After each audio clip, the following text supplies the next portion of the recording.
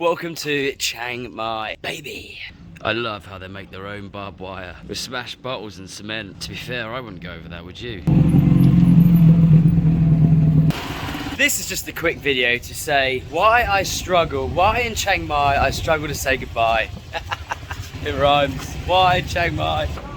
What I'm really trying to say though is, why is Chiang Mai my favorite place in the whole of Thailand? My favorite. Now I'm going to give you a few reasons. I'll give you 3. But before I do that, I just want to tell you about Chiangrai, which is only 3 hours away from Chiang Mai. Spelled with an R, R-A-I. Chiangrai. That place is actually really, really good too. And it's all part of northern Thailand.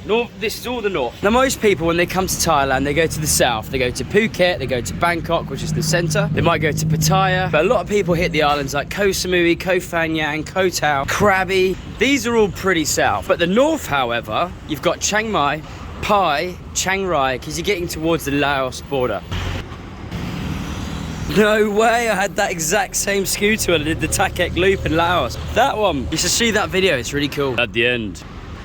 But if you're coming to Thailand to travel, not vacation, because vacation would probably be better down south. If you want a beach, sit by the pool with your family. But if you're backpacking, this North Thailand should definitely be either the first place you go or the last place you go in Thailand. Now, I've actually been all around Thailand twice now, so I can safely say I know what I'm talking about. And obviously this is my opinion as well. But the 3 reasons why I love Chiang Mai, and Chiang Mai is my favorite place in Thailand to live and work and stay. Number 1, this tree. I'm joking.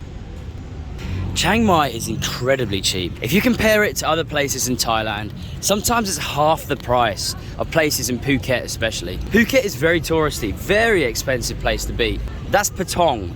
Outside of Patong it's cheaper, but most people go to Patong. This is where they do all the famous photo shoots with the pigeons. Look at this Goliath.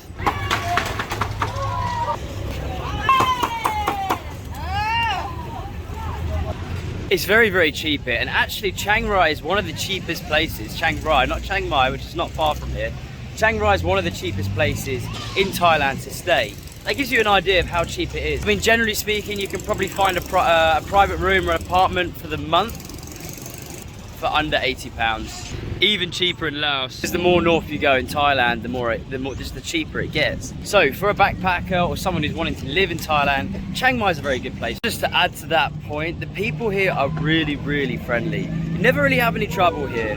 Down south, I've had trouble before. If you get a little bit more scammy stuff going on, don't really get any of that here. It's quite a normal, nice place to live. Everyone's very, very friendly. Not many scams around like there are down in the south. And it's peaceful. It's really, really nice. It's relaxing, which is what you kind of want if you're going to stay long term.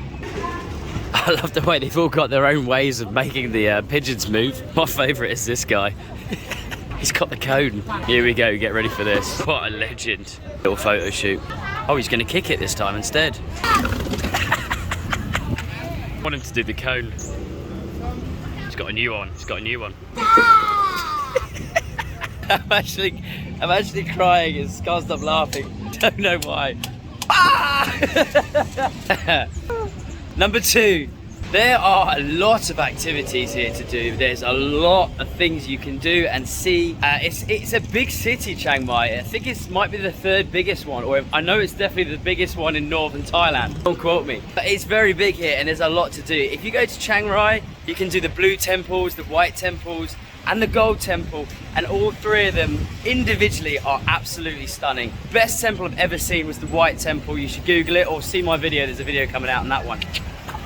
But here in Chiang Mai, there's so many like elephant sanctuaries you can do. There's ethical and non-ethical ones. Please do the ethical ones. Don't ride the elephants, of course. That would be considered as not ethical, but that used to be quite normal. And they are getting better now. But there's Muay Thai gyms, waterfalls. There's a lot of weed dispensaries as well. These are so cool. They're literally made out of soap. They hand carve them and they paint them and they become, well, it's a gift, isn't it? It's a gift. But if you put it in the bath, it will melt into soap. They did a YouTube short on these. They're really, really cool. You actually get to see them designing and making them from a bar of soap. So here's just a quick sign of all the things you can do. Bungee jumping. ATV. Long Neck tribe is not far from here. Perhaps about 15 minutes. The Tiger Kingdom down south too, but they do potentially think they drug the tigers. So do your research before going to that. Third, crocodile shows. There's always a ping pong show as well. They're not going to have that here. Shooting ranges, their own version of the Grand Canyon. Sunday markets isn't here, but the Sunday markets is huge. It's probably one of the biggest night markets that I've been to, other than one in Bangkok. I actually did a video on that, on the Chatachak market. Probably saying it wrong. Chatachuk. The market actually has 1,500 stands, and that's in Bangkok, and it's the biggest in the whole of Asia. This one here is also very good. It's so big that they closed the whole road.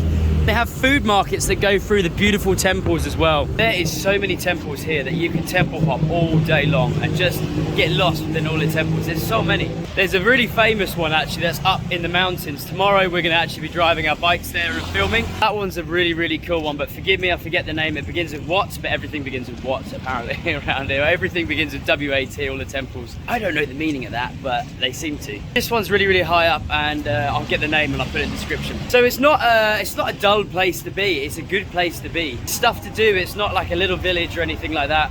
There's money here. By the way, I'm just heading to my favorite coffee shop, if you were wondering why I'm still walking. Number 3, probably my favorite point. As you can see on my back right now, I've got a backpack, but what's inside the backpack? Oh, drum roll. I am a digital nomad, so I work online, I work from my laptop. And this is my favorite coffee shop. They do a coconut coffee. You've got to try it. It's so good, the coconut coffees. Coconut hot latte. Making a video. Chiang Mai probably has more digital nomads than anywhere else in Thailand, because it's such a good place that you can literally walk around and make friends with people, and there's no one is angry, no one has any like judgment or anything like that. It's so easy to make friends here, and there's actually a whole community. There's so many Facebook groups about all the digital nomads in Chiang Mai. Why do they stay here? Because point number 1, it's cheap. Point number 2, there's things to do and you don't get bored in this place. Because of that, it's a fantastic place to stay long term if you are a digital nomad, and that's why I love this place. But I also love the fact that, yeah, you're not getting scammed everywhere you go, like you do in a lot of places. So I hope this gave you some sort of insight into Chiang Mai and why I love it, and why you will probably love it too. I am now set up for the day to do my work. I'll show you this setup. And here we are, the office for the day. Thanks for watching, and there's one last thing you need to do.